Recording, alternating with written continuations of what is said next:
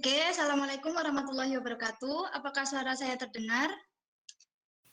Waalaikumsalam warahmatullahi wabarakatuh. Baik, Waalaikumsalam warahmatullahi wabarakatuh. karena jamnya sudah jam 9, mari kita mulai seminar pada hari ini. Oh ya, perkenalkan, nama saya Regida Perensyah, saya mahasiswi Sistem Informasi dari Universitas Internasional Semen Indonesia. Nah, dikarenakan saya juga sebagai anggota dari UISI Ambassador, maka saya akan membacakan informasi terkini tentang PMB yang ada di UISI.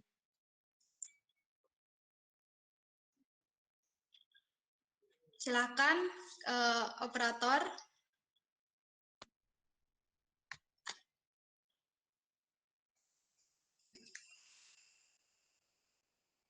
Nah, ini dia. UISI sedang membuka beasiswa Aperti BUMN. Nah, batas pendaftarannya 1 Juli 2020. Bisa langsung cek di websitenya pmb.uisi.ac.id ya, Kak.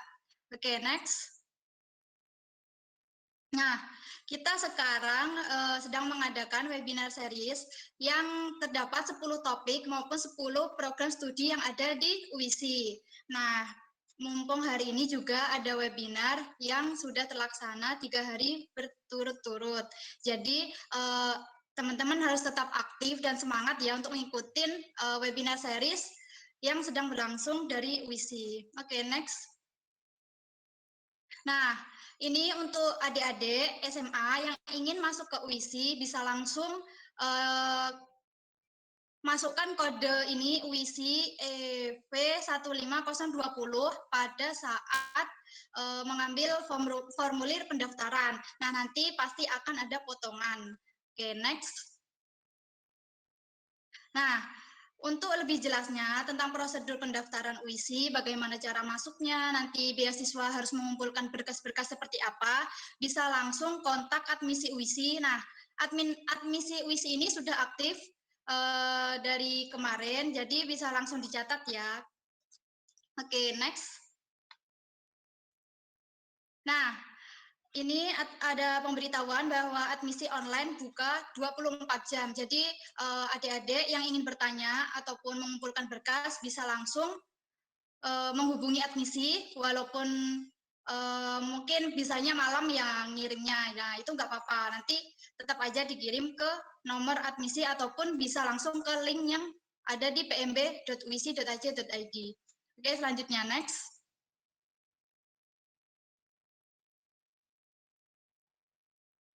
Nah, ini ada yang spesial nih.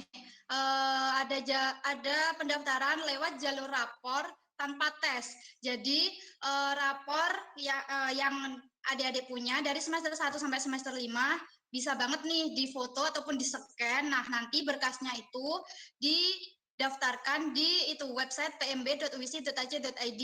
Pendaftaran dimulai dari tanggal 1 Juni kemarin sampai tanggal 3 Juli. Nah, kan enak ya jalur pendaftaran lewat jalur rapot tanpa tes lagi. Nah, selanjutnya, next. Oke, nah ini program terbaru dari UISI. Ada program kelas sore. Nah, program kelas sore ini bukan khusus sih, untuk teman-teman yang sedang bekerja tapi masih ingin berkuliah. Boleh banget nih gabung lewat program kelas sore di UISI. Oke, next.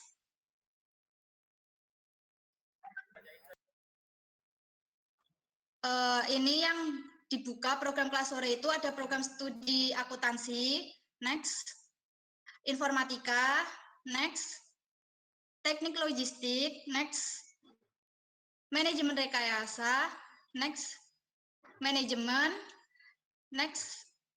Oke, berarti ada prodi-prodi tadi ya yang buka kelas sore. Oke, ini ada keunggulan dari program kelas sore, bisa dibaca di website UISI ataupun di IG-nya saya UISI. Langsung next.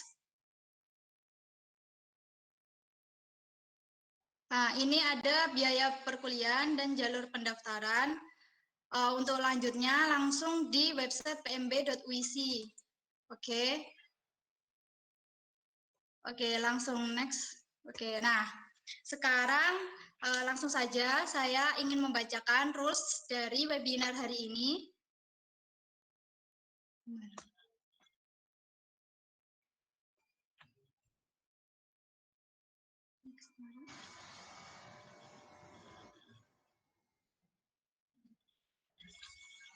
Ya, langsung saja. Nah, terus yang pertama, peserta diharapkan join meeting 10 menit sebelum waktu pelaksanaan. Nah, yang kedua, selama webinar berlangsung, peserta diwajibkan mute mic dan dan kamera. Jadi off mic sama off kamera ya, teman-teman. Nah, yang ketiga, pertanyaan dapat diajukan melalui menu chat dengan format nama, asal, pertanyaan yang diajukan. Dan yang terakhir, di akhir sesi peserta diwajibkan mengisi link feedback sekaligus absensi yang akan dibagikan sebelum webinar berakhir sebagai data sertifikat. Oke, link akan di-share di kolom chat Google Meet di akhir acara. Oh ya, teman-teman, webinar hari ini ada yang spesial banget, soalnya ada banyak sekali door prize. Door prize yang pertama, nanti untuk 2 orang penanya terbaik yang akan dipilih langsung oleh pemateri di akhir kalimat nanti, di akhir acara. Nah, yang kedua, ini ada challenge baru, yaitu screenshot foto kalian ketika mengikuti webinar ini pada sesi foto nanti di akhir acara. Nah, nanti fotonya itu di screenshot, dikirim ke story, dibuat story kalian, jangan lupa tag IG saya Wisi dan juga Wisi Ambassador. Nah, terus kasih caption semenarik mungkin. Nanti pemenangnya akan diumumkan oleh oleh panitia dari Wisi sendiri. Selain itu, yang terakhir nih, buat adik-adik SMA yang lagi pengen kuliah di UISI. Nah, di sini dari Kaprodi Sistem Informasi memberikan voucher free pass untuk 3 orang yang bisa menjawab pertanyaan yang saya berikan nanti di sesi tanya jawab. Ayo. Jadi teman-teman jangan lupa nanti untuk bertanya, untuk upload foto maupun menjawab pertanyaan yang saya berikan ya. Oke, langsung saja tidak lama-lama saya akan membacakan CV untuk pemateri hari ini.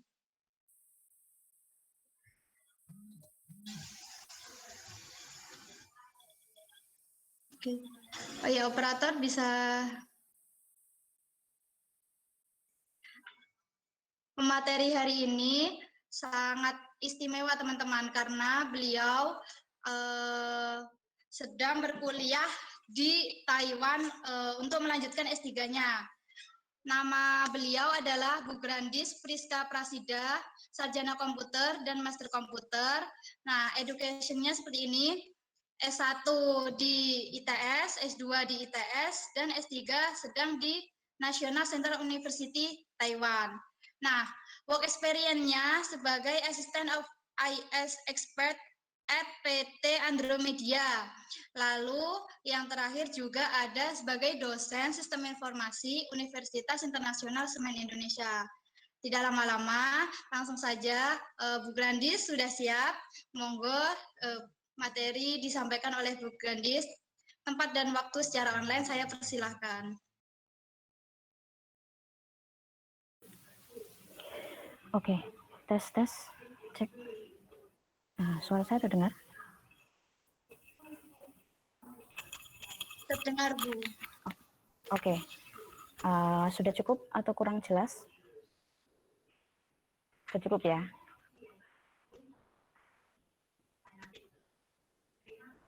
Ya, baik. Oke, sudah cukup jelas ya? Ya, Assalamualaikum warahmatullahi wabarakatuh.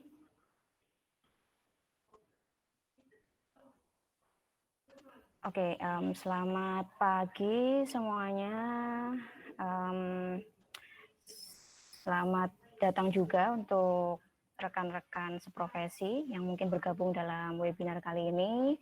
Bapak Ibu dosen mungkin yang sudah join ya di webinar kali ini. Kemudian di awal saya juga mengucapkan terima kasih pada teman-teman peserta yang sudah berniat untuk belajar bareng bersama saya hari ini.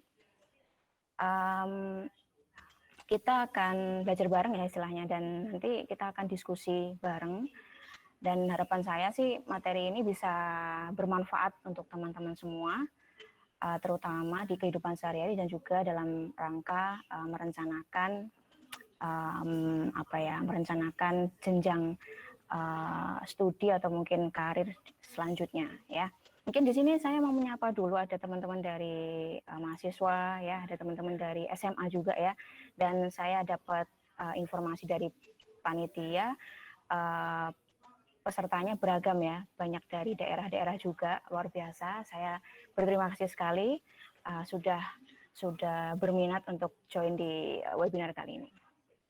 Oke, langsung saja mungkin kita akan lebih banyak berdiskusi nanti, dan saya akan awali.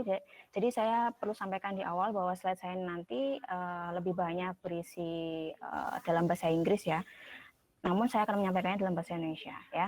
Semoga bisa dapat mudah dipahami ya dengan contoh-contoh yang saya berikan nanti. Oke, kali ini saya akan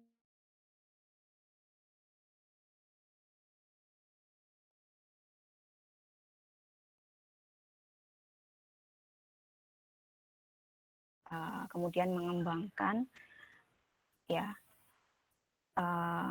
potensi ke depannya.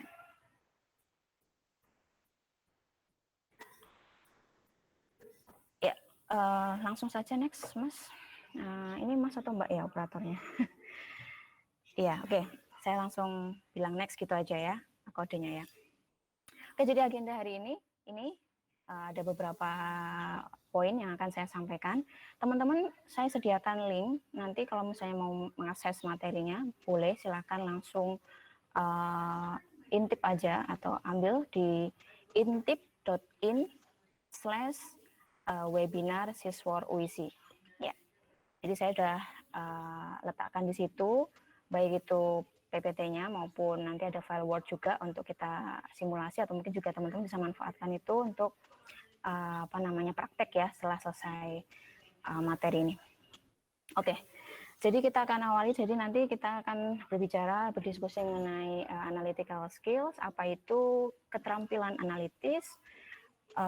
Seberapa pentingkah keterampilan analitis itu saat ini ya, terutama nantinya di dunia kerja. Kemudian hubungannya dengan sistem informasi atau information system itu apa? Karena nanti akan dekat sekali dengan Departemen Sistem Informasi yang ada di UISI ya. Nanti akan saya sampaikan di poin itu. Kemudian implementasi dari keterampilan analitis sendiri itu seperti apa? Nanti saya akan berikan contoh.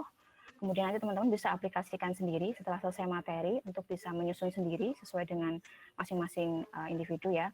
Kemudian bagaimana sih kita bisa mengimprove atau meningkatkan kemampuan atau keterampilan analitis kita ya. Dan setelah itu kita tanya jawab ya. Oke, next. Oke, saya awali dulu dengan poin pertama ya. Jadi apa itu keterampilan analisis? Saya mengambil dari beberapa referensi. Jadi di sini ada 3 referensi ya. Yang pertama adalah dari Indeed 2020. Indeed ini adalah suatu job portal atau portal kerja gitu untuk mencari informasi kerja. Ya, itu mendefinisikan keterampilan analitis atau analytical skill sebagai observing, researching. Jadi gimana mengobservasi masalah atau topik, kemudian mengembangkannya menjadi sebuah ide yang lebih kompleks ya. Itu. Kemudian yang kedua dari Balance Career, ini juga sebuah job portal. Jadi di situ mendefinisikan analytical skill sebagai sebuah kemampuan untuk mengumpulkan dan menganalisis informasi, kemudian menyelesaikan masalah dan juga mengambil keputusan ya, atau membuat keputusan. Lalu yang berikutnya adalah saya ambil dari salah satu artikel ya. Jadi artikel di sini dari Sasmi Tatias et al. 2018 mendefinisikan analytical skill sebagai kemampuan untuk dekonstruksi informasi menjadi kategori yang lebih kecil. Kemudian bagaimana kita menggambarkan sebuah kesimpulan di akhir ya. Nah, ketika teman-teman mungkin agak susah mencerna ya, apa sih terus kemudian intinya dari analytical skills itu, kenapa kok kita hari ini berbicara lebih banyak mengenai analytical skills. Jadi kalau saya sederhanakan, next Mbak atau Mas ya. Oke, jadi kalau saya sederhanakan ya, ini sederhananya seperti gambar itu. Jadi ada problem, ada thinking, ada solution. Nah, tapi tidak sederhana itu karena nanti yang kita maksudkan analytical skills ini adalah bagaimana kita bisa berproses di situ, terutama terkait dengan kemampuan berpikir, ya, yang di tengah itu thinking. Jadi diawali dari pasti ada suatu masalah atau suatu topik tertentu yang ingin kita gali. Jadi diawali dengan mengidentifikasi masalah atau isu, ya, atau ya masalah atau topik yang akan kita analisis. Kemudian juga mengumpulkan data-data yang tersedia yang terkait dengan masalah tersebut. Lalu pada tahapan selanjutnya adalah bagaimana thinking ini. Jadi ini yang main prosesnya ya. Thinkingnya di sini adalah gimana kita memecah masalah itu menjadi bagian-bagian yang lebih kecil, yang lebih spesifik. Kemudian kita cari sebab akibatnya, kita cari akar permasalahannya. Kemudian kita analisis data yang sudah kita kumpulkan di fase sebelumnya tadi, untuk kemudian kita beralih ke berikutnya adalah untuk memberikan solusi. Ya, jadi solusi ini adalah untuk menyelesaikan permasalahan, atau mungkin nanti ketika teman-teman menghadapi kondisi tertentu gitu ya, bisa menyelesaikan itu, bisa mengatasi itu dengan solusi-solusi yang teman-teman bisa sediakan. Itu. Jadi kemudian juga diikuti dengan membuat keputusan dengan cara yang efektif ya. Jadi bagaimana caranya nanti membuat keputusan dengan cara efektif seperti itu. Oke, next. Jadi pengertiannya secara singkat itu teman-teman bisa tanamkan aja problem, thinking, kemudian solution. Itu sederhananya seperti itu ya. Nah, ini saya ambil dari Mindmoney ya, website Mindmoney ya. Di sini mengatakan bahwa analytical skills adalah ini ya.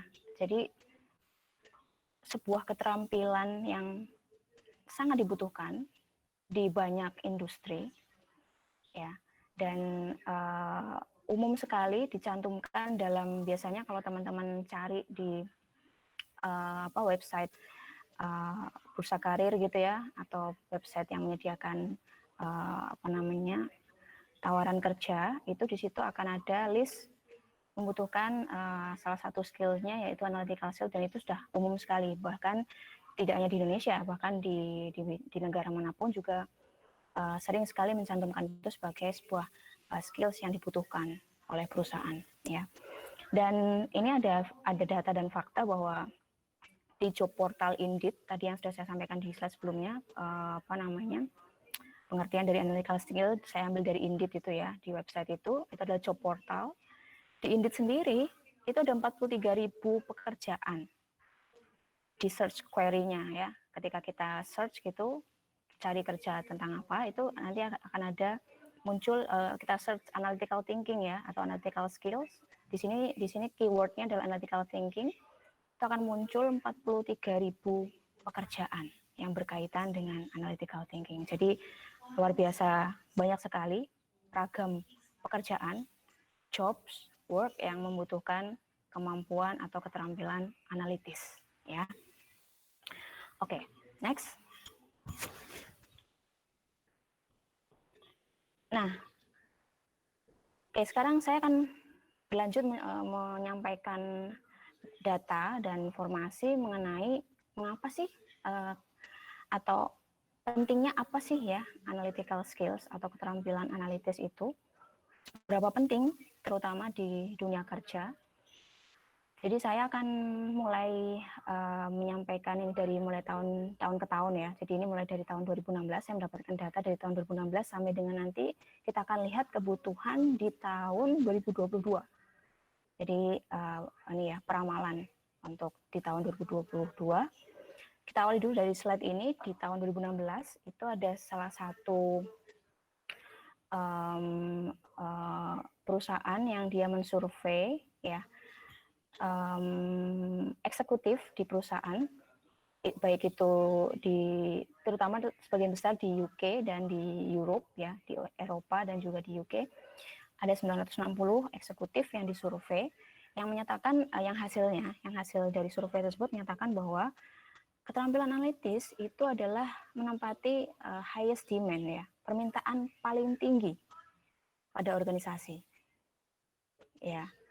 Dan itu dibuktikan dengan tadi ini disampaikan bahwa ada beberapa role di sini, peran yang ada di dalam organisasi yang membutuhkan keterampilan analitis. Ya, seperti menghasilkan laporan, kemudian menggunakan alat analitis digital ya, digital analytics tools di sini, kemudian ada untuk project management juga, manajemen project ya, manajemen proyek di sini, kemudian ada untuk menjamin quality assurance di sini dari suatu produk atau mungkin suatu proses ya. Nah, banyak sekali, dan yang paling tinggi di sini adalah untuk menghasilkan laporan ya umumnya. Itu tahun 2016 ya teman-teman. Kita bisa lihat datanya bahwa ini adalah highest demand. Di tahun 2016 itu sudah menjadi highest demand, jadi permintaan yang paling tinggi pada organisasi. Keterampilan atau kemampuan yang diminta, yang apa ya istilahnya, yang banyak di request ya oleh organisasi atau perusahaan. Kemudian kemudian berlanjut di tahun 2018 saya mendapatkan satu data informasi juga terkait dengan analytical skills juga, bahwa di penelitian atau forecast yang dilakukan oleh Industry Reference Committees atau IRC, di sini mereka mensurvei ya, dan menilai, meramalkan skills apa yang dibutuhkan untuk perusahaan secara umum. Jadi di sini ada 12 daftar list ya, generic skills. Jadi ini adalah skill umum yang dibutuhkan oleh perusahaan. Dan hasil ini diterapkan juga di beberapa industri di Australia saat itu tahun 2018. Itu ada nih yang di highlight di sini ya, nomor 3 dan nomor 9. Kita lihat adalah di situ ada design mindset, thinking critically, ya, system thinking, problem solving, kemudian di nomor 9 ada data analysis skills. Dan itu terkait dengan analytical skills, teman-teman. Jadi kita lihat di situ, di sebelah kanannya itu ya, itu adalah kemampuan-kemampuan itu atau keterampilan itu sangat terkait erat dengan analytical skills atau menjadi bagian dari analytical skills yang menempati urutan 3 dan juga urutan 9 dalam 12 besar generic skills atau skills umum yang diperlukan di dunia kerja oleh perusahaan. Next. Nah, kemudian di tahun 2019 di sini saya mendapatkan juga data dari ini ya, European Business. Di sini suatu portal yang dia juga mensurvei dan memberikan berbagai macam informasi tentang bisnis, dunia kerja, semacam itu.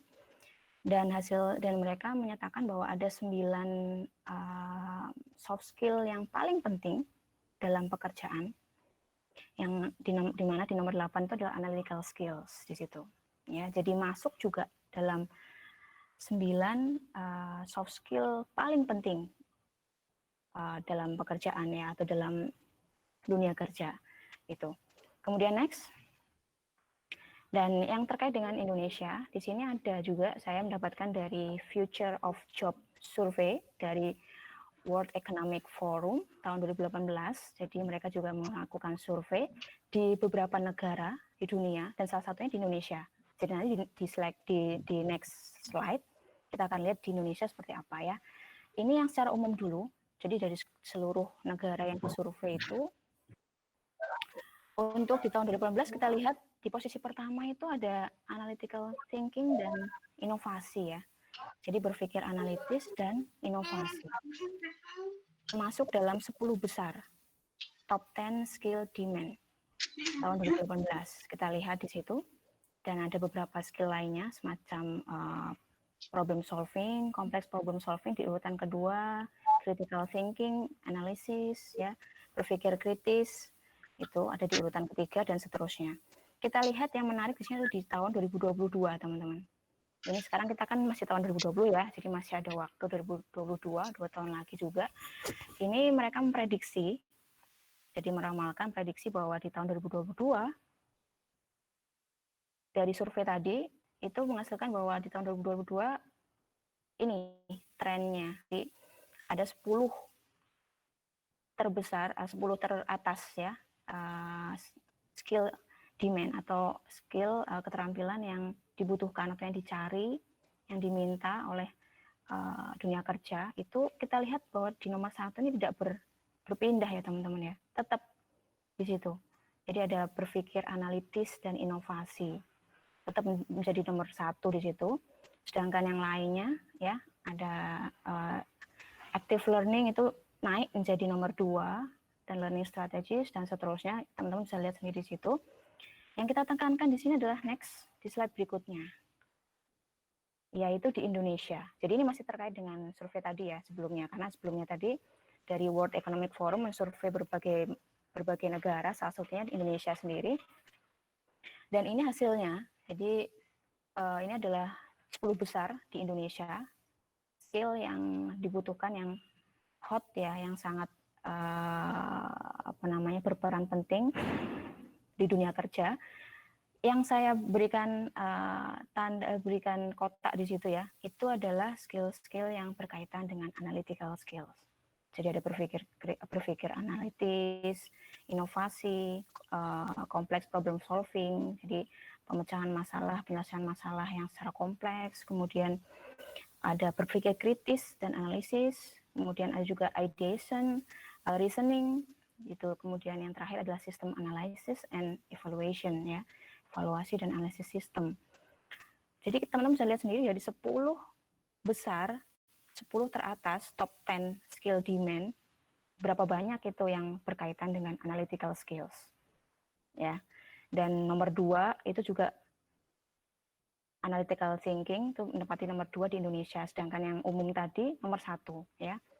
Umum yang untuk semua negara yang disurvei tadi nomor 1, sedangkan di Indonesia ada di nomor 2. Berarti teman-teman bisa simpulkan bahwa ini skill yang nggak main-main ya, ketika nanti teman-teman akan memutuskan untuk berkarir setelah menjalani studi di sarjana ataupun nanti setelah master, itu bisa melihat bahwa ternyata sangat dibutuhkan sekali skill analitis ini ya di dunia kerja.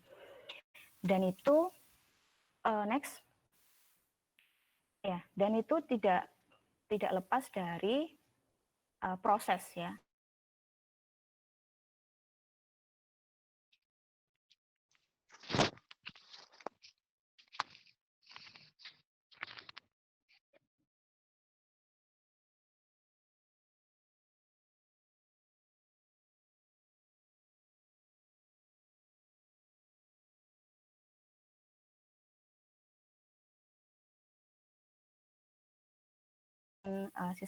Disiplin ilmu sistem formasi ya pada umumnya, dan ini juga telah disepakati oleh asosiasi profesi sistem formasi di Indonesia, bahwa sistem formasi yang membedakan disiplin ilmunya dengan disiplin ilmu yang lain, ilmu komputer yang lain dengan disiplin ilmu komputer yang lain adalah sistem formasi. Kita akan belajar tentang tidak hanya teknologi, tapi juga people, manusianya, dan juga manajemen atau proses di dalam bisnis atau organisasi. Ya, jadi ketiga ini saling berkaitan dan akan dipelajari di disiplin ilmu sistem formasi, yaitu secara terintegrasi, ya, kombinasi dari teknologi, manusia, dan manajemen atau proses. Kemudian saya tambahkan di sini yang bawah kanan ini adalah value atau nilai. Maksudnya apa? Bahwa ini yang nantinya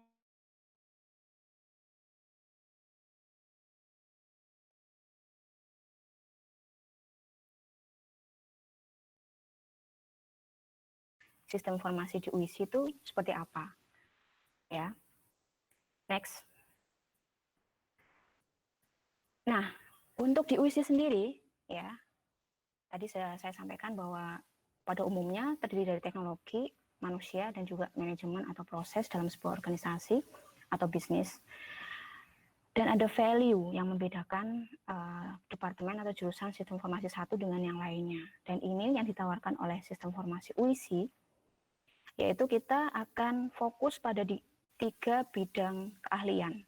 Ya, yang pertama adalah sistem enterprise, kemudian yang kedua adalah ini audit, ya, IT governance and audit di sini, dan yang ketiga adalah data science, ya.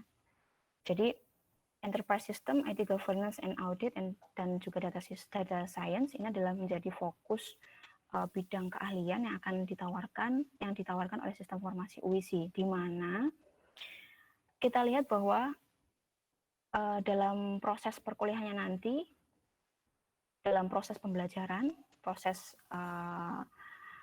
mahasiswa itu dari mulai pertama kali masuk hingga lulus nantinya, tidak lepas dari satu yang menjadi value adalah adanya pembelajaran dari praktik-praktik terbaik industri secara langsung.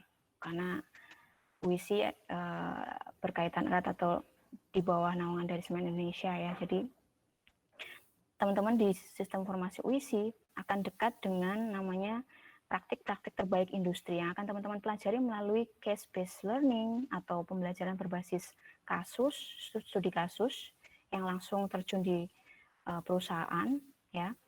Tidak hanya Semen, teman-teman, ya, perusahaan lainnya pun kita akan ambil kesempatan itu terbuka lebar. Seperti contohnya teman-teman kemarin ada dari mahasiswa sistem informasi UISI yang mengambil studi kasus di Pelindo untuk salah satu tugas mata kuliahnya misalnya.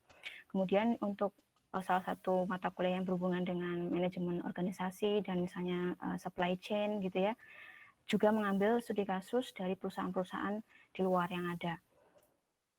Banyak sekali yang kita bisa jadikan kasus di situ, sehingga salah satu yang menjadi value sistem informasi UISI adalah bagaimana kita menawarkan case-based learning, kemudian simulation juga. Simulasi di sini artinya adalah ketika teman-teman sudah belajar berbagai mata kuliah yang ada, ya, misalnya nih tentang sistem enterprise, ya, di situ ada mata kuliah tentang manajemen rantai pasok, kemudian ada teman-teman belajar tentang manajemen organisasi, manajemen manajemen produksi, kemudian teman-teman belajar macam-macam ya di situ. Nah, kita akan ada yang namanya simulasi dari semua itu dengan cara praktik ataupun dengan studi kasus ataupun dengan langsung mencoba tools yang diberikan untuk bisa mempraktekkan dari itu ya, dari pembelajaran yang sudah teman-teman dapatkan di mata kuliah sebelumnya. Jadi itu simulasi itu yang saya maksudkan seperti itu. Ya, jadi tata kelola dan audit contohnya teman-teman akan langsung mengaudit salah satu perusahaan misalnya, atau small medium enterprise misalnya, UKM gitu ya, atau perusahaan-perusahaan yang sudah menjadi kerjasama, sudah ada kerjasama dengan sistem informasi UISI maupun dengan UISI-nya secara umum. Kita bisa ambil juga itu untuk menjadi study case atau studi kasus. Dan ini menariknya, teman-teman bisa langsung tahu, oh ternyata di industri itu gimana ya kita bisa memanfaatkan skill keterampilan analitis itu, kita bisa mengaplikasikan ilmu-ilmu yang sudah kita dapatkan, yang sudah kita pelajari di mata kuliah yang ada di sistem informasi itu seperti apa, kita bisa tahu langsung real case di industri, ya. Dan itunya tentunya pun juga outputnya atau outcome-nya tidak hanya berhenti sampai di situ. Kita bisa ikutkan itu ke lomba-lomba, kita bisa ikutkan hasil dari itu dari analisis, tugas analisis ya, atau mungkin tugas dari case-based learning itu dengan kita mempresentasikannya langsung ke depan direksi perusahaan atau mungkin dari manajemen perusahaan yang terkait untuk memberikan arahan-arahan, gambaran bagaimana strategi ke depan. Jadi pengalamannya itu akan berbeda gitu ya, karena teman-teman akan mempelajari langsung, tahu proses bisnis langsung di perusahaan seperti apa, praktek terbaiknya di industri seperti apa, teman-teman bisa implementasikan itu. Kemudian outcome-nya pun juga tidak berhenti sampai situ, bisa dengan melanjutkan itu ya, melanjutkan pemahaman teman-teman itu dengan mengikuti lomba-lomba, dengan kemudian bisa tetap menjalin interaksi dengan perusahaan-perusahaan yang terkait tadi, untuk presentasi, menyampaikan gagasan, dan sebagainya. Itu yang jadi value yang berbeda di sistem formasi UISI ya. Oke, next. Nah, untuk domain rules atau bagaimana sih gambaran pekerjaan atau profil lulusan ya, atau nanti perannya ketika kita di dunia kerja itu seperti apa, setelah dari sistem formasi UISI, dengan 3 bidang keahlian tadi yang kita tawarkan, ya teman-teman bisa menjadi bisnis analis, bisa menjadi sistem analis, atau menjadi spesifik khusus ke ERP. ERP adalah sistem enterprise yang terintegrasi. Itu kemudian bisa menjadi analis data, kemudian bisa menjadi auditor sistem informasi maupun konsultan sistem informasi. Ya. Jadi banyak sekali beragam roles yang teman-teman bisa ambil peluangnya. Kalau teman-teman coba, kalau nanti setelah selesai webinar ini, coba kalau mau search di Google ya, berapa banyak butuhan data analis sekarang ini. Wah, pasti sangat banyak sekali, karena sekarang sedang tren data science, data analis itu sangat dibutuhkan di dunia kerja untuk saat ini ya, baik itu mulai dari startup sampai dengan perusahaan enterprise. Dan itu yang coba kita tawarkan ke teman-teman semua, yang akan terkait juga dengan bagaimana kita mempelajari keterampilan analitis di materi kali ini. Ya, oke, next. Nah, ini saya berikan contoh ya, keterampilan analitis di perusahaan ya, di dalam menjalankan peran sebagai sistem analis. Ini salah satu contohnya. Jadi ini adalah contoh untuk sistem analis job requirement ya, kebutuhan pekerjaan dari sistem analis itu atau analis sistem itu seperti apa. Kita lihat yang saya berikan kotak ini, itu yang membutuhkan soft skill atau keterampilan analytical skills. Dan ini dengan dekat sekali dengan problem solving ya, jadi memang terkait. Tadi teman-teman sudah pelajari di awal tadi bahwa analytical skills itu juga termasuk bagaimana kita problem solving atau memecahkan masalah, memberikan solusi terhadap sebuah masalah. Ini ada 1, 2, 3, 4, 5, 6. Ada 6 ini ya, dari 9 ya. 10 requirement job requirement untuk analis sistem. Dan sebagian besar ini membutuhkan analytical skills dan problem solving. Ya, itu oke, next. Nah, kita masuk ke dalam implementasi dari keterampilan analitis sendiri, ya. Jadi kalau kita berbicara keterampilan analitis di dunia kerja atau di industri, itu banyak sekali tools atau framework yang bisa kita gunakan. Salah satu contohnya adalah ini beberapa contoh, saya berikan beberapa di sini, tidak hanya satu. Saya berikan 3 contoh, misalnya value chain analysis di sini sebelah kiri. Itu bagaimana kita di organisasi itu menganalisis rantai nilai perusahaan. Seperti apa, teman-teman bisa lihat. Kalau mau mempelajari secara spesifik, wah, butuh waktu 1 hari sendiri ya, atau satu mata kuliah sendiri, atau 1 SKS sendiri ya. Kemudian yang lainnya ada 5 force analysis, itu untuk menganalisis posisi perusahaan atau organisasi di dalam industri, itu seperti apa, berkaitan dengan kompetitor-kompetitor lainnya. Kemudian ada juga pestle analysis di sini. Ya, ini kita berbicara di ranah organisasi atau perusahaan ya, atau bisnis. Kemudian next. Nah, sekarang kita akan fokus di sini nih. Kita akan fokus untuk di simple analysis tool atau framework yang nanti kita akan bisa memanfaatkan untuk individu, untuk pribadi kita sendiri ya. Jadi banyak sekali kalau kita lihat nanti teman-teman pelajari di sistem formasi UISI ya, banyak sekali tools framework yang berhubungan dengan keterampilan analitis, karena memang 50% lebih kemampuan yang akan kita bentuk untuk lulusannya nanti ya keterampilan analitis pastinya. Jadi banyak sekali tools yang bisa kita gunakan. Dan ini yang kita bisa manfaatkan untuk kali ini. Kita akan coba menggali potensi dengan menggunakan Simple Analysis Tool atau framework. Beberapa di antaranya ada 5 Whys Analysis. Jadi ada ini yang paling kiri ya. Nah, ini ada 5 why. Jadi ada 5 mengapa. Jadi untuk bisa mendapatkan akar permasalahan itu kita harus tanya terus. Misalnya contohnya ya, saya contohkan misalnya ada problem yang mungkin sebagian besar dihadapi oleh teman-teman adalah terlambat datang ke sekolah misalnya. Kenapa kok bisa terlambat datang ke sekolah? Why yang pertama misalnya. Ya, why yang pertama adalah karena telat bangun tidur ya, telat bangun tidur sehingga terlambat datang ke sekolah.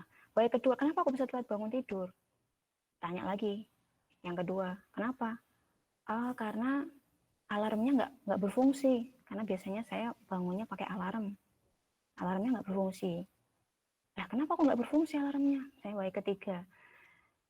Oh, ternyata baterainya habis. Gitu. Nah, kok bisa habis baterainya? Why yang keempat, saya nggak pernah ngecek ternyata gitu. Udah lama nggak dicek. Ya.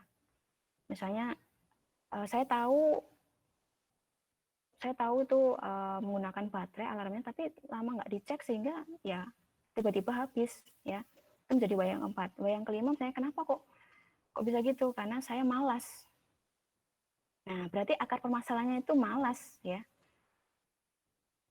Salah satu contoh simpelnya seperti itu. Bisa teman-teman terapkan untuk kasus-kasus lain atau problem lain yang berkaitan dengan kehidupan sehari-hari ataupun problem yang spesifik lainnya. Kemudian di sini ada fishbone diagram. Nah, teman-teman bisa lihat seperti tulang ikan ya. Fishbone diagram ini adalah salah satu tools yang bisa kita gunakan juga untuk mencari juga sebab dan akibat ya dari suatu permasalahan. Jadi efeknya ini ada di kepala ikannya di sini dan penyebabnya itu ada di tulang-tulangnya atau duri-duri ikannya itu ya. Dan itu banyak sekali faktor yang bisa mempengaruhi. Jadi seperti people atau manusia, kemudian lingkungan, kemudian mesin, dan lain sebagainya. Di situ kalau teman-teman pengen belajar lebih dalam, bisa menggunakan ini untuk mencari tahu permasalahan A itu disebabkan oleh apa sih, dan apa yang menjadi penyebab utamanya. Kita bisa lihat dari di sini, ya, dari tulang-tulang ikannya, duri-duri ikannya di sini. Kemudian yang ini akan kita coba praktekkan adalah ini, SWOT analysis, ya. Di sini ada sangat umum sekali, mungkin teman-teman sudah tahu juga, sudah pernah dengar sebelumnya. SWOT analysis di sini. Di sini kita bisa lihat bahwa ada strength, weakness, opportunities, and threat di sini. SW di sini adalah internal faktor, yaitu faktor internal. Kemudian OT di sini adalah faktor eksternal. Dan SO menjadi faktor positif, serta W dan T menjadi faktor negatif. Ya. Nanti kita akan menggunakan tools ini ya untuk bisa coba kita menggali potensi diri kita masing-masing itu seperti apa ya dengan menggunakan salah satu tools analisis yaitu SWOT atau SWOT analysis. Ya. Oke, next.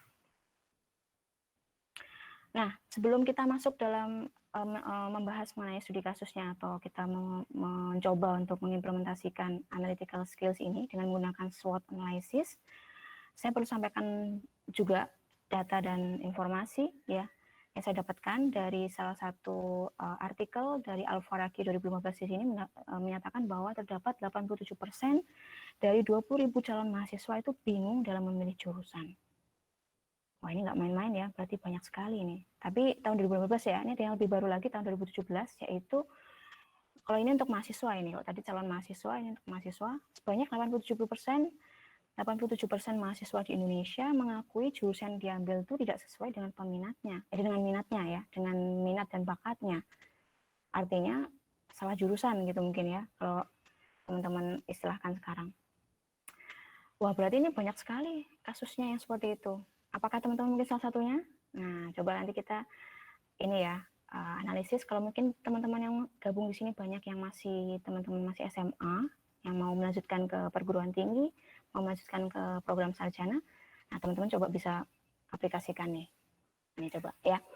Nah, oleh karena itu, karena ada fakta yang seperti itu, maka kita coba nih menggali potensi kita itu apa, karena potensi akan erat kaitannya dengan bagaimana kita nanti bisa, ketika kita sudah tahu potensi kita bisa tahu nih, kita selanjutnya akan mengambil keputusan untuk melanjutkan studi kemana, atau mungkin melanjutkan dengan berbisnis, atau mungkin melanjutkan dengan usaha-usaha lainnya ya, nggak hanya bisnis. Ya, itu kita bisa tahu dari itu tadi. Kita harus tahu dulu nih potensi kitanya apa sih sebenarnya. Mungkin teman-teman sudah pernah melakukan atau belum nih. Nah, kalau belum atau mungkin masih pengen mengeksplor lebih jauh, kita coba contoh ya. Kita buka contohnya ya, teman. Minta tolong operator bisa dibukakan contohnya. Ya, di sini. Jadi saya menggunakan SWOT Matrix Worksheet.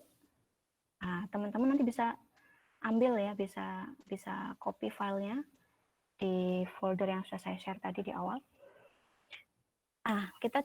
Saya coba contohkan di sini ya. Ada kekuatan, kelemahan, peluang, dan tantangan. Ya, ini saya contohkan salah satu individu. Ya, dia memiliki kemauan yang tinggi, bisa menangkap pelajaran dengan cepat, mudah bersosialisasi dan sebagainya sebagai suatu kekuatan dia. Kemudian untuk kelemahan, dia mengidentifikasi. Nah, teman-teman sebelumnya kalau susah untuk menuliskan di sini, apa sih sebenarnya kekuatan saya? Apa sih sebenarnya kelemahan saya? Teman-teman bisa berangkat juga dari tadi, 5 whys tadi, atau fishbone diagram, itu untuk mengidentifikasi, oh ternyata saya punya kelemahan ini, saya punya kekurangan ini dari situ. Misalnya 5 whys tadi, teman-teman dapat akar permasalahannya yaitu malas. Karena saya malas mengecek baterainya, sehingga saya nggak tahu kalau ternyata baterai alarmnya mati misalnya gitu, atau habis. Malas, berarti itu menjadi sebuah kekurangan. Teman-teman bisa manfaatkan itu, kemudian meletakkan itu dalam SWOT analisis ini, diagram SWOT ini. Ya, silakan dibaca ini ya, ada beberapa kekuatan, kelemahan. Kemudian ke bawah, minta tolong operator.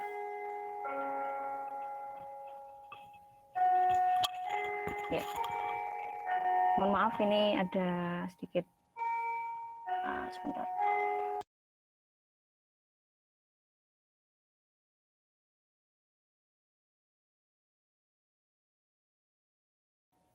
Ya, itu tadi ada sedikit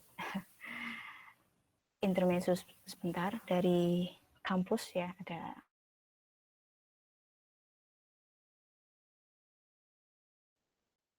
ada peluang dan tantangan ya. Tadi teman-teman sudah mendefinisikan SWOT, SWOT dari ST-nya, dari kekuatan dan kelemahan, itu berasal dari internal diri kita. Kemudian ada peluang dan tantangan ini berasal dari eksternal, dari luar diri kita. Contohnya misalnya organisasi, dari orang tua, dari media belajar, ya. Kemudian dari lingkungan, misalnya lingkungan dari saingan-saingan kompetitor teman-teman, dari dunia kerja sendiri, dan mungkin dari kondisi finansial ya, atau keuangan keluarga teman-teman. Nah, dari situ kita masuk ke, ketika teman-teman sudah berhasil mendefinisikan apa kekuatan, kelemahan dari internal, kemudian dari eksternalnya peluang dan tantangan, teman-teman bisa berlanjut untuk mendefinisikan strategi. Nah, kita berbicara mengenai strategic skill di sini. Ya, jadi apa yang bisa kita usahakan dengan melihat misalnya dia ya, SO strategis di sini adalah dari kekuatan dan peluang. Apa yang bisa kita lakukan? Contohnya berorganisasi untuk memperluas relasi. Teman-teman tadi punya kekuatan itu mudah bersosialisasi, dan ternyata di lingkungan sekolah atau kampus ada organisasi yang bisa mewadahi teman-teman untuk bisa banyak memperluas relasi atau pertemanan. Kemudian ada strategi selanjutnya, misalnya teman-teman bisa mencari jurusan di perguruan tinggi yang dapat mengembangkan, tadi ada coba ke atas sedikit operator, kita lihat strength-nya di atas itu ada memiliki prestasi non-akademik misalnya, ya, dan juga memiliki pengetahuan teknologi yang up to date. Nah, berarti teman-teman bisa mencari jurusan terkait dengan itu untuk memfasilitasi teman-teman yang suka mencari tahu atau mencari wawasan tentang teknologi, tapi teman-teman juga punya prestasi non akademik. Nah, itu gimana cara menggabungkan itu dalam sebuah strategi? Cari jurusan yang menawarkan beasiswa prestasi non akademik yang berkaitan dengan teknologi tapi gitu. Ya, itu bisa jadi satu strategi juga yang teman-teman bisa lakukan. Kemudian kita bisa lihat di WO. WO adalah bagaimana kita bisa mengatasi kekurangan dengan peluang, ya, kekurangan diri kita dengan peluang. Jadi misalnya kekurangan kita adalah di dalam hal komunikasi di depan umum, kemudian manajemen waktu, bagaimana cara kita mengambil keputusan, itu bisa ditingkatkan dengan salah satunya berorganisasi, ya, karena ada organisasi yang bisa mewadahi itu di lingkungan sekitar teman-teman. Atau teman-teman bisa mengatasi kelemahan dalam bahasa Inggris ini atau bahasa asing dengan opportunity atau peluang media belajar yang variatif. Ada media belajar online misalnya ya, yang gratis. Kenapa enggak gitu? Teman-teman bisa ambil itu, ambil kursus itu untuk bisa mengatasi kelemahan teman-teman tadi. Coba ke bawah lagi, minta tolong ke bawah. Ya, selanjutnya adalah ini ya, ST strategi. Bagaimana kita menggunakan kekuatan kita untuk mengatasi atau mengurangi dampak dari tantangan yang ada, ya, salah satunya dengan misalnya meningkatkan porsi belajar, karena teman-teman punya strength atau kekuatan, punya kemauan tinggi, ya, harus ditingkatkan terus porsi belajarnya, karena apa, melihat ketatnya persaingan untuk masuk perguruan tinggi, saya seperti itu, ya. Nah, kemudian manfaatkan relasi untuk mendapatkan informasi beasiswa prestasi dan juga untuk mengikuti perkembangan iptek, untuk bisa mengikuti perkembangan dunia kerja yang terus dinamis dari waktu ke waktu. Kemudian untuk weakness dan threat strategi di sini adalah untuk bisa bagaimana caranya, walaupun punya kekurangan dan juga ada tantangan, tapi teman-teman punya cara nih, gimana caranya biar tidak terhanyut dalam kondisi itu, ya, yaitu misalnya dengan cara disiplin dan teratur. Teman-teman harus rajin mengasah skills yang sudah teman-teman dapatkan dari organisasi tadi misalnya, ya, contohnya seperti itu, ya. Dan ini bisa teman-teman coba modifikasi sesuai dengan masing-masing individu, ya, menganalisis bagaimana SWOT diri, mulai dari kekuatan, kelemahan, peluang dan juga ancaman atau tantangan yang teman-teman hadapi, ya. Kemudian next, kembali ke slide, minta tolong.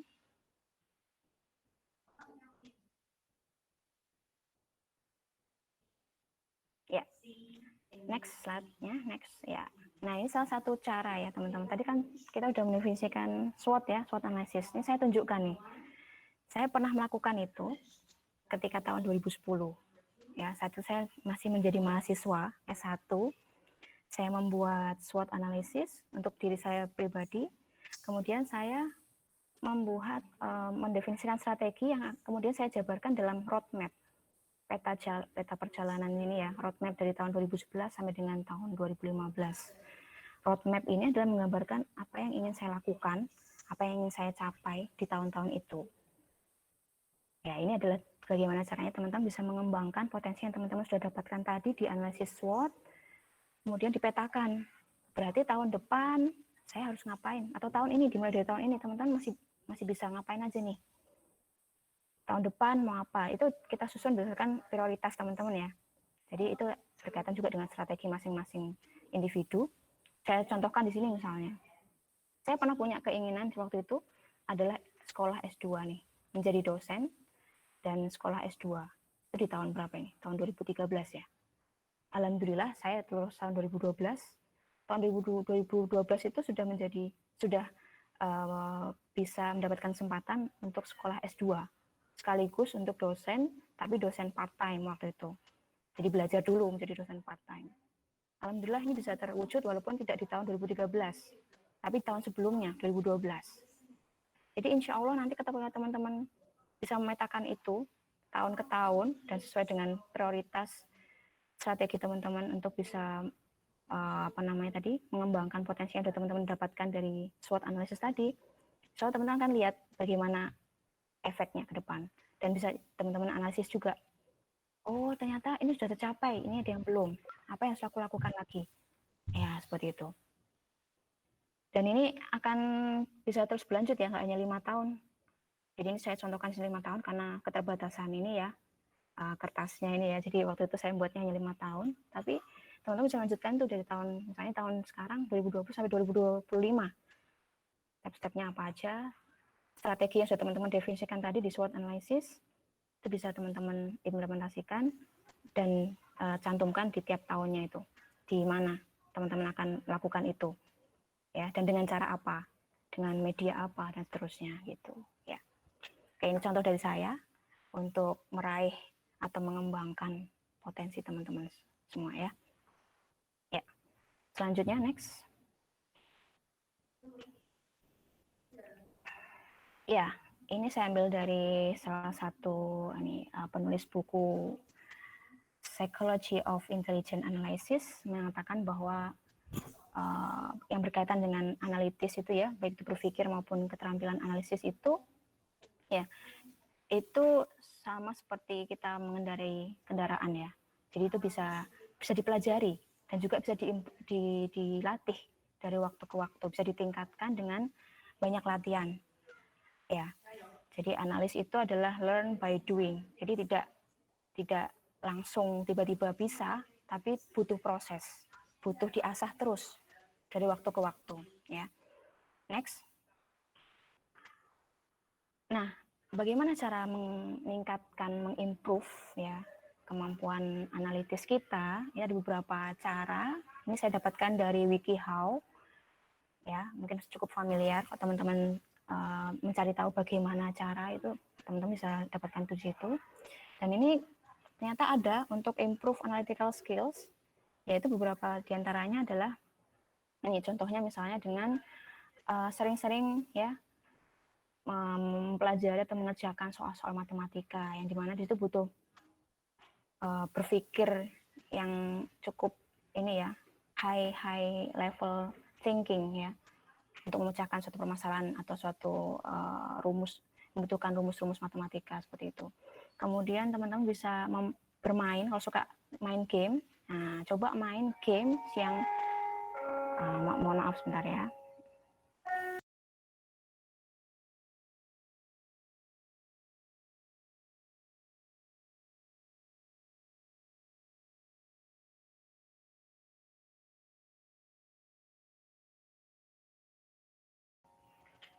Oke, saya lanjutkan lagi. Jadi bermain games yang berhubungan dengan strategik gitu, atau mungkin yang membutuhkan berpikir yang cukup rumit ya, brain games contohnya misalnya, strategi atau mungkin cara-cara khusus untuk memecahkan masalah dengan bermain ya, have fun, tapi juga dapat esensinya yaitu belajar untuk mengasah keterampilan analitis kita.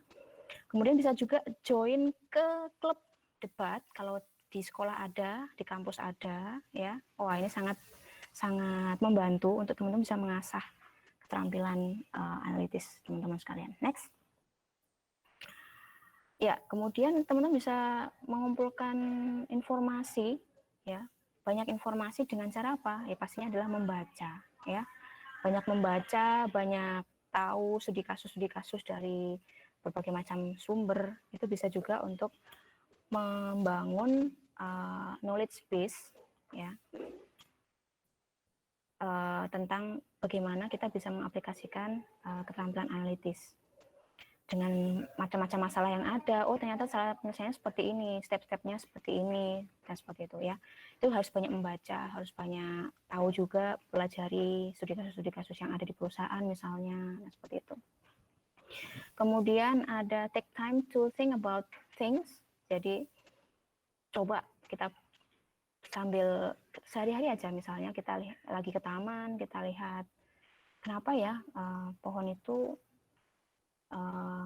ditiup angin bergerak dari arah mana ke arah mana. Kemudian kenapa kok pohon itu misalnya ketika ada cahaya dari arah mana itu ada sisi bagian gelap yang terbentuk dan sebagainya. Itu sangat dasar sekali, tapi ketika itu teman-teman menanyakan hal-hal yang sifatnya sehari-hari yang teman-teman temui di sekitar kita ya, yang ada di sekitar kita saja. Kenapa itu kok bisa seperti itu? Kenapa itu kok bisa seperti itu? Dan lain sebagainya, itu bisa juga mengasah keterampilan analitis, walaupun dari hal basic ya, tapi terus kita lakukan terus menerus. Kemudian search for connection, jadi mencari hubungan antara satu dengan yang lainnya, itu juga bisa mengasah keterampilan keterampilan analitis kita. Next. Kemudian untuk pay attention to detail, ya, itu adalah coba kita fokus pada hal-hal detail yang dimana mungkin bagi orang lain itu tidak menjadi fokus, ya. Kita bisa coba misalnya, contohnya misalnya ketika saya punya suatu studi kasus A gitu. Kenapa studi kasus ini membutuhkan komponen-komponen ini untuk menyelesaikannya? Komponen-komponen ini seperti apa sih? Cara bekerjanya seperti apa sih? Ya, kemudian kita bisa tarik garis itu dengan menghubungkan satu dengan yang lain. Tadi seperti dengan slide sebelumnya. Kemudian kita bisa mengembangkan lagi dengan mencari tahu, oh di luar sana itu seperti apa sih?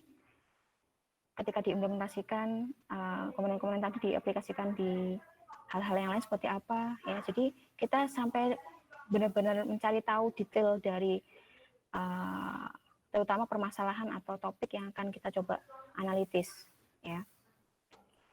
Kemudian ask yourself question, jadi selalu tanya juga, kenapa saya kok gini? Mungkin teman-teman juga bisa saling membantu ya dengan teman-teman yang lain.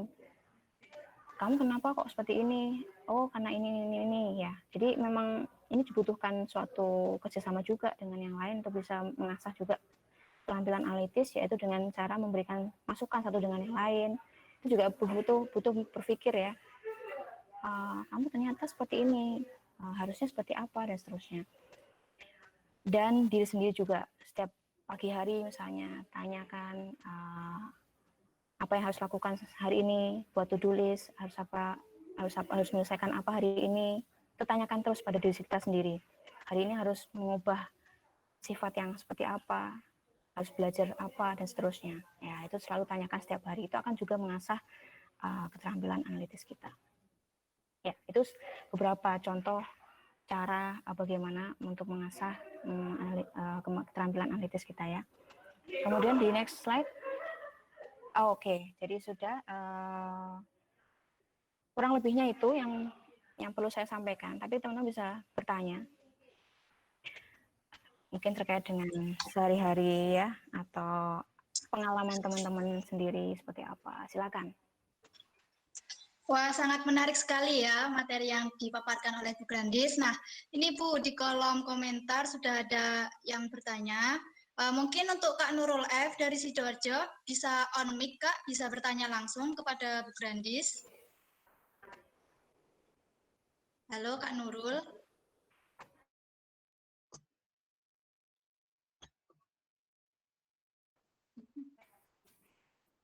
No. Okay. I have. Ada Kak Nurul? I have seminar. Ya, halo. Ini teman-teman dari mana? Sidoarjo ya, Nurul ya. Oke.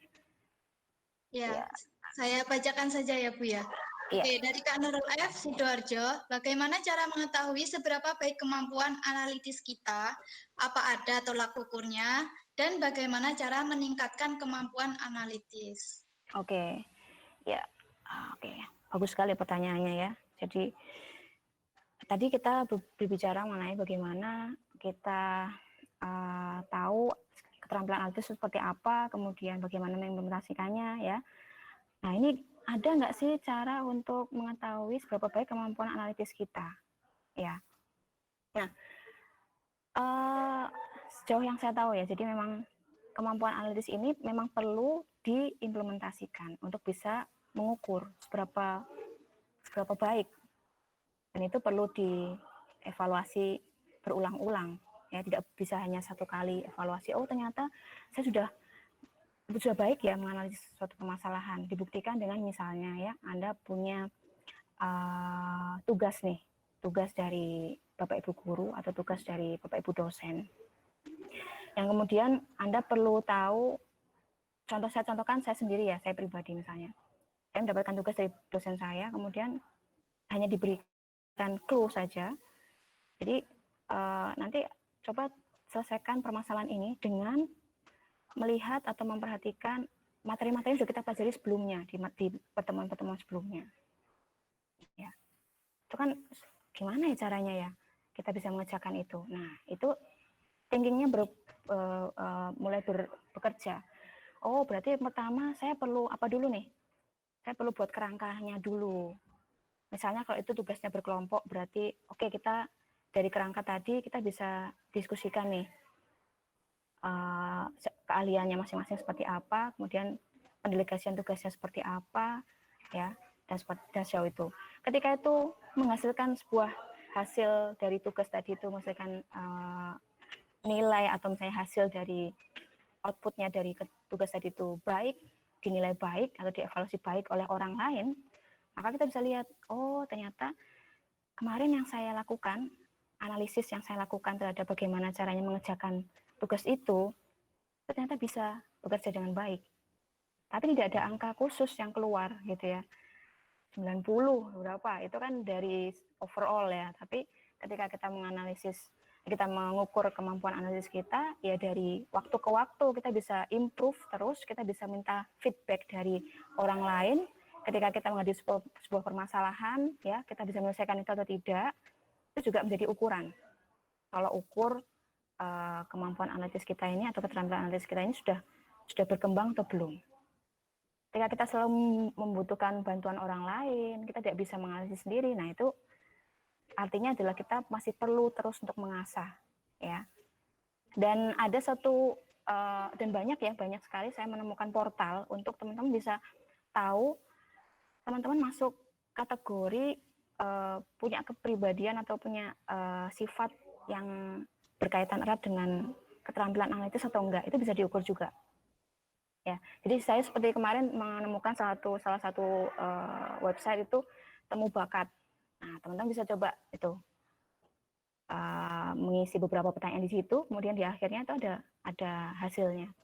Oh, ternyata saya itu termasuk pribadi yang mempunyai daya analitis tinggi, atau saya lebih condong ke analisis daripada teknikal misalnya, atau daripada kemampuan saya yang lain, saya leadership atau kemampuan networking. Nah, saya seperti itu.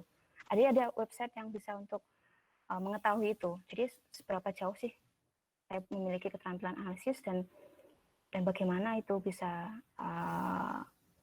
diukur ya dengan memanfaatkan tadi tools-tools yang ada yang disediakan. Kalau untuk meningkatkannya tadi sudah saya berikan contoh ya, dalam keseharian sehari-hari bisa teman-teman coba terapkan ya. Itu mungkin bisa salah satu solusi untuk bisa meningkatkan kemampuan analitis. Oke, itu dari saya. Oke, terima kasih Bu. Oke, selanjutnya ada dari Kak Greti Euniksianturi asal Jakarta. Mungkin Kak Greti mau on mic, bisa bertanya langsung. Halo, dari Jakarta ya. Wow. Salam kenal.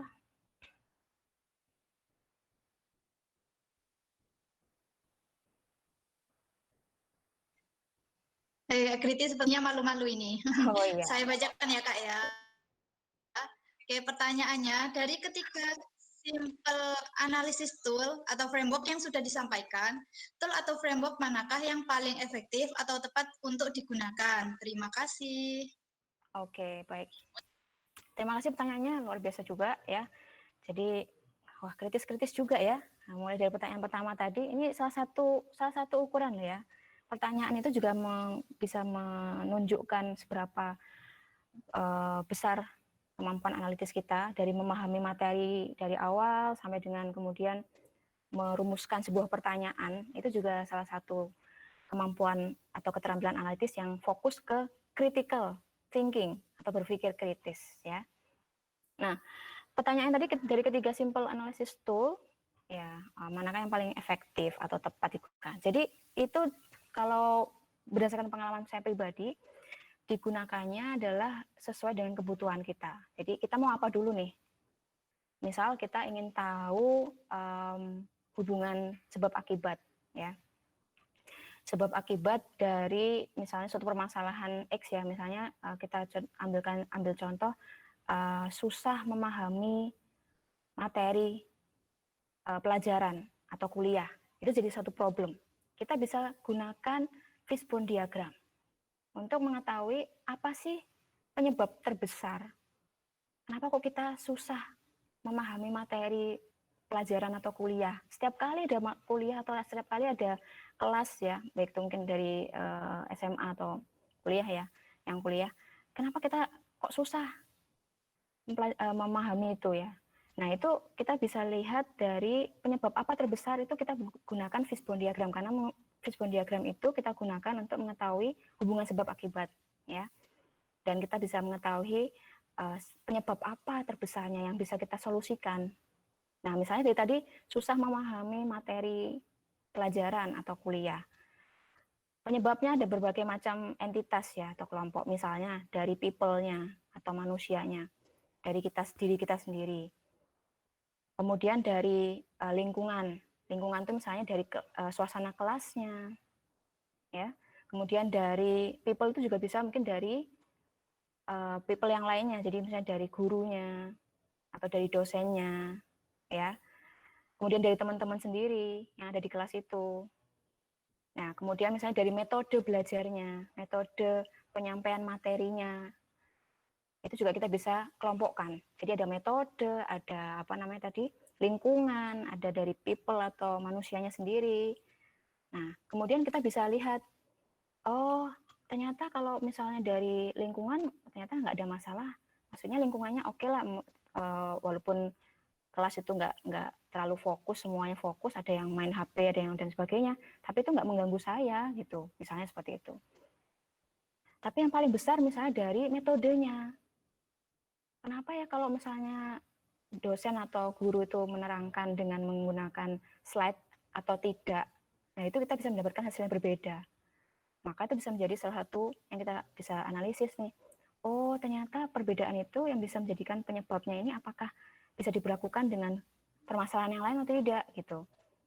Dan ketika itu menjadi suatu penyebab yang dialami di permasalahan-permasalahan serupa lainnya ketika menggunakan ketika dosen atau guru itu menggunakan atau tidak menggunakan slide itu ya, itu akan berpengaruh. Maka itu menjadi penyebab utama dari permasalahan kenapa sih saya susah memahami materi kuliah atau pelajaran.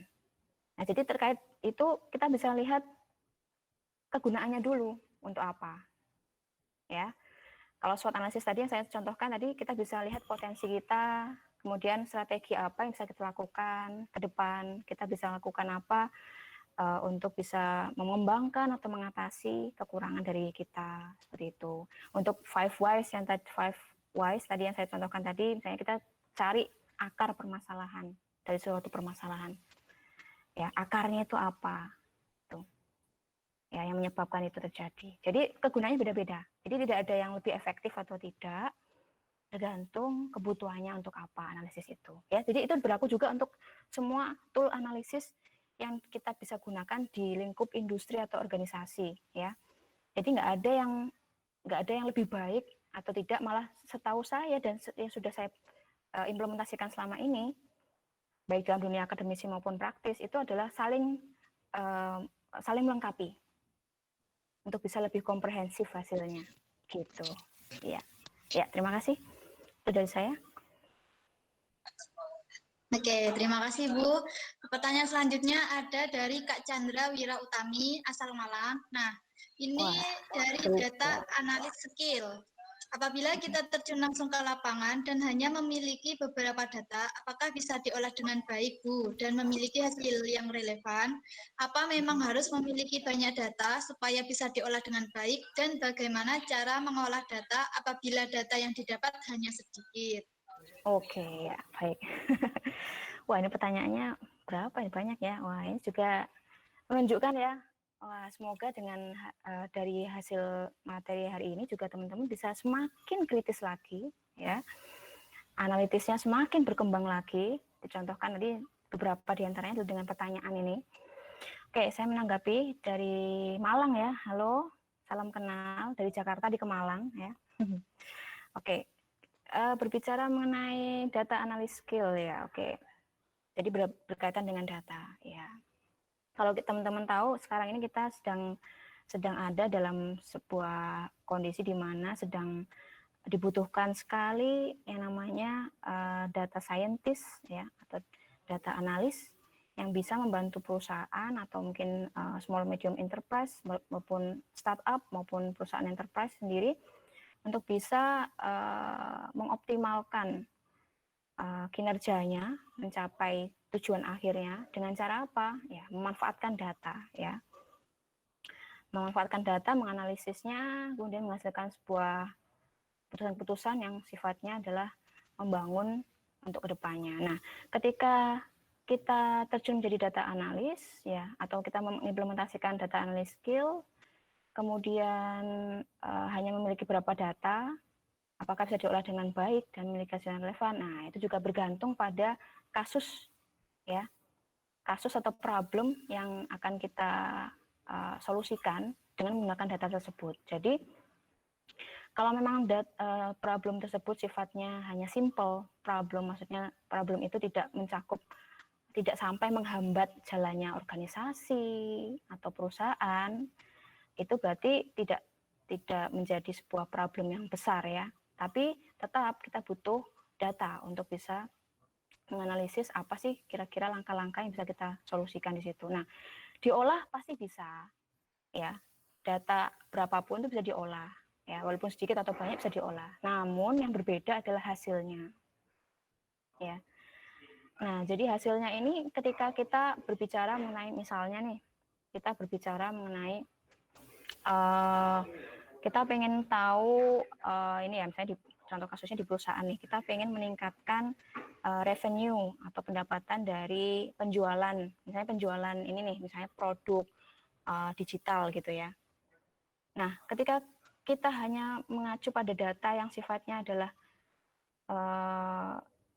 secara umum ya, secara umum itu misalnya hanya pembelian tiap harinya saja gitu ya, berapa pembelian tiap harinya saja untuk menganalisis bagaimana kita bisa meningkatkan revenue kita, ya pasti kurang relevan. Kenapa? Karena tidak hanya dari satu faktor itu saja. Ya. Jadi dari berbagai macam faktor lainnya. Sehingga butuh data juga dari lainnya, tidak hanya data penjualan tiap hari aja, tidak hanya data penjualan harian saja. Ya. Nah, itu akan berpengaruh pada hasil yang bisa kita jadikan solusi untuk permasalahan yang sedang kita hadapi. Nah, kalau banyak data tadi memang banyak data itu akan lebih memudahkan kita. Walaupun kita misalnya tidak membutuhkan data tersebut, ya tidak apa-apa. Ketika kita mendapatkan banyak data, ya kemudian kita bisa lihat dari berbagai macam sudut pandang nih. Data itu dari sudut pandang misalnya tadi ya, dilihat dari penjualan harian atau dilihat dari segi misalnya lebih ke ini ya, gender yang membeli, kita bisa tingkatkan nggak dari situ. Misalnya juga dengan waktu, frekuensi pembelian, paling banyak tuh di hari apa, atau di waktu apa, di musim apa, itu bisa kita tingkatkan nggak? Bisa. Nah itu ketika kita punya lebih banyak data, maka keputusan yang akan kita ambil itu akan lebih ini ya, lebih mengacu pada berbagai macam pertimbangan yang sudah kita kuatkan atau kita didukung dengan data yang ada. Nah gitu. Jadi data itu pengaruhnya ke situ, ke hasil yang akan kita jadikan pertimbangan untuk pengambilan keputusan untuk mengatasi sebuah permasalahan atau memberikan solusi dari sebuah permasalahan gitu. Bagaimana cara mengolah data apabila datanya sedikit? Ya, menggunakan tools yang sederhana saja bisa gitu. Dan tidak perlu misalnya teman-teman menggunakan Excel pun bisa gitu ya. Karena Excel sekarang sudah sangat ini ya, fiturnya sudah sangat komprehensif sekali untuk bisa mengolah data yang ya jumlahnya tidak sangat besar gitu ya. Itu teman-teman bisa gunakan tools yang simple. Macam-macam ya toolsnya, banyak sekali.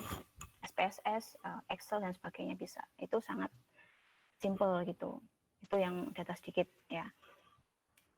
Oke, salah satu contohnya itu, kalau teman-teman pengen belajar lebih detail, silahkan, ini kesempatan banget ini masuk ke sistem informasi, karena kita lagi fokus juga nih ke sains data, ya. Salah satu bidang keahlian yang kita tawarkan, yang di situ cukup menjanjikan ke depan, insya Allah. Oke, saya rasa itu ya mungkin ya. Nah, ketika teman-teman ada pertanyaan lagi, atau mungkin lebih mengeksplor lagi, ingin diskusi dengan saya langsung, silahkan menghubungi kontak saya, sudah saya sampaikan di awal tadi ya, atau mungkin bisa nanti saya disampaikan ulang ya oleh Mbak Regina, bisa. Email saya ke grandis.prasida@gmail.com, boleh untuk diskusi lebih lanjut, atau mungkin ada pertanyaan yang, aduh pengen tanya, udah pengen tahu jawabannya, tapi kok nggak disampaikan ya, nggak dijawab di forum ini gitu ya. Silakan langsung diteruskan aja ke saya, nanti insya Allah akan saya jawab. Dan saya sangat welcome untuk bisa diskusi secara lebih lanjut dengan teman-teman semua, terutama terkait dengan ini, keterampilan analisis, dengan sistem informasi, monggo silakan. Dan saya perlu sampaikan juga ya, sebelum nanti akan dilanjutkan oleh Mbak Regina. Jadi pengalaman saya adalah dari sistem informasi UISI sendiri, ya ini sudah terbukti ketika potensi itu kita bisa ketahui, dan kita bisa kembangkan sedini mungkin, secepat mungkin ya. Saya waktu itu pernah mengajar mata kewirausahaan sistem informasi di UISI. Waktu itu saya juga meminta mahasiswa untuk membuat SWOT analysis dan juga untuk memetakan dengan roadmap gitu strategi mereka ya. Dan entah mereka sadar atau tidak mungkin ya, ada beberapa mahasiswa yang dia sangat konsisten dengan potensi yang dia sudah ketahui saat jadi mahasiswa waktu itu. Sehingga ketika dia lulus, banyak tawaran yang terkait dengan potensi itu. Contohnya ada salah satu mahasiswa kami ya, yang dia sangat menekuni sekali tata kelola, audit, ya. Dia mengeksplor dan mengambil bidang keahlian itu selama kuliah. Ketika dia lulus, dia sudah langsung diminta sama salah satu institusi ya yang berkaitan dengan pengolahan dokumen, audit dan tata kelola. Itu salah satu contohnya. Jadi kenapa itu ada relasinya gitu? Kenapa kok kita perlu tahu potensi, gimana cara mengembangkannya, kaitannya apa dengan dunia kerja atau dunia di mana kita nanti akan memutuskan diri untuk berkontribusi di situ, entah itu bisnis, entah itu akademik ya. Nah, seperti itu ya. Jadi salah satu contohnya itu yang real yang sudah kami dapatkan dari mahasiswa kami, alumni kami angkatan pertama ya, yang sudah sekarang berkecimpung di dunia kerja sudah. Nah, itu salah satunya contohnya itu. Jadi semoga teman-teman bisa mendapatkan esensi dan poin-poin penting dari materi ini dan bagaimana mengimplementasikannya, dan tentunya juga sangat welcome juga saya berdiskusi tentang apa ya istilahnya, dengan tren dari sistem informasi dan apa yang bisa teman-teman dapatkan dari sistem informasi, terutama di UISI. Ya, terima kasih. Oke, terima kasih banyak Bu Grandis. Oh ya, tadi saya berjanji akan memberikan pertanyaan ya untuk adik-adik SMA nih. Nah, yang benar-benar pengen kuliah di UISI, terutama Prodi Sistem Informasi, kami Kaprodi memberikan 3 voucher free pass untuk pemenang untuk 3 orang pertama yang menjawab pertanyaan dari saya. Nah, pertanyaan dari saya itu simpel sekali, yaitu berikan contoh dari strength dan weakness pada diri kalian sendiri. Nah, nanti silahkan tulis di kolom chat nama, asal sekolah, dan nomor teleponnya. Nanti untuk pemenang akan saya hubungi dan saya berikan vouchernya. Oke, langsung saja. Oh ya, tadi Bu Grandis sudah menjawab 3 pertanyaan. Nah, sekarang silakan Bu memilih pertanyaan yang menurut Bu Grandis paling menarik dan patut diberikan hadiah atau apresiasi. Ini untuk keseluruhan pertanyaan ya? Iya, Bu. Oke, saya baca-baca dulu ya. Iya, Bu. Untuk yang lainnya. Oke, baik. Ya, sambil nunggu Bu Grandis memilih, nah monggo adik-adik SMA dan sederajat untuk menjawab pertanyaan yang saya berikan tadi.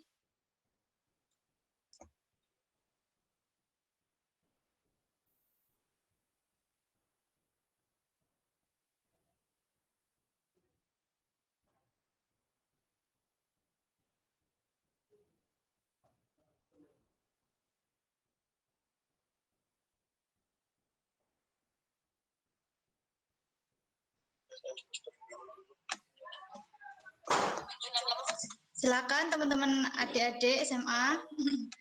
Masih malu-malu ya.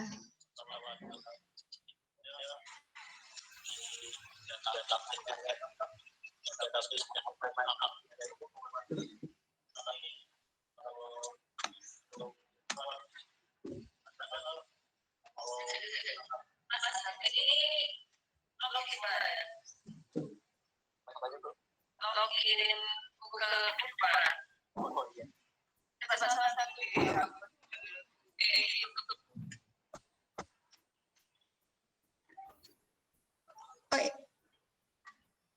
dan suaranya nggak juga.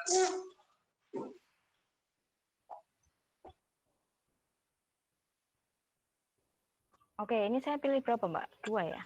iya, 2, Bu. Oke, ya.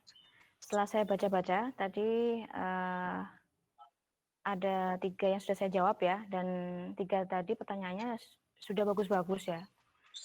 Maksudnya sudah menunjukkan bahwa menyimak dari awal, kemudian bagaimana mengolah informasi yang saya sampaikan dalam materi dan mewujudkan dalam pertanyaan. Ya, setelah saya baca-baca, ini ada pertanyaan juga bagus yang lainnya, dan rata-rata pertanyaannya bagus-bagus ya. Jadi saya susah juga ini milihnya.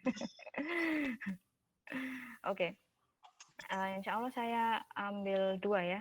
Jadi dari ini.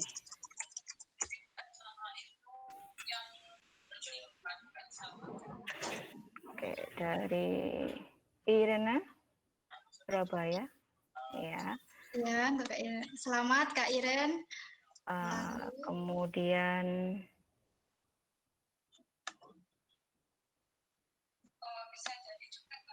ya ini Teguh Mulyo ya, Trenggalek. Oh ya, selamat untuk Kak Teguh dan Kak Iren, nanti akan diumumkan di grup WhatsApp. Nah, untuk adik-adik SMA ini nggak ada yang mau kah?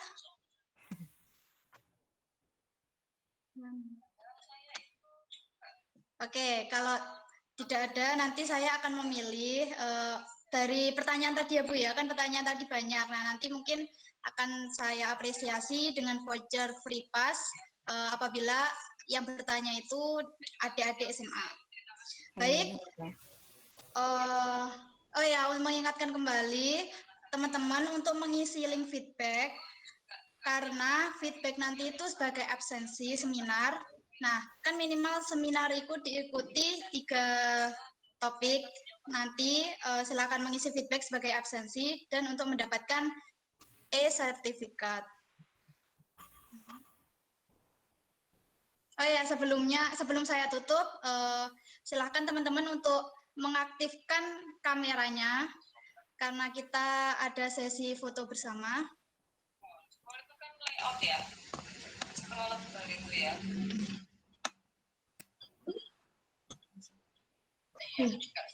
Silakan di kameranya di on kan. Oke. Operator sudah siap? Oke. Saya hitung ya. 1, 2, 3. Oke. Terima kasih teman-teman atas partisipasinya, juga dosen-dosen UISI yang turut hadir, dan pemateri Bu Grandis, terima kasih banyak. Semoga ilmu yang didapatkan bermanfaat.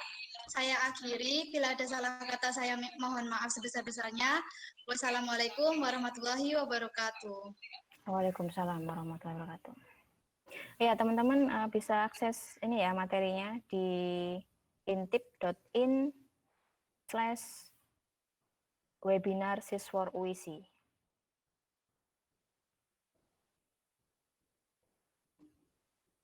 Oke. Ya, di situ bisa teman-teman dapat template SWOT analisisnya dan juga PDF dari materi yang saya sampaikan hari ini ya. Semoga bermanfaat. Terima kasih atas kesediaannya, waktunya, dan semangatnya. Sukses selalu untuk kita semua. Assalamualaikum warahmatullahi wabarakatuh.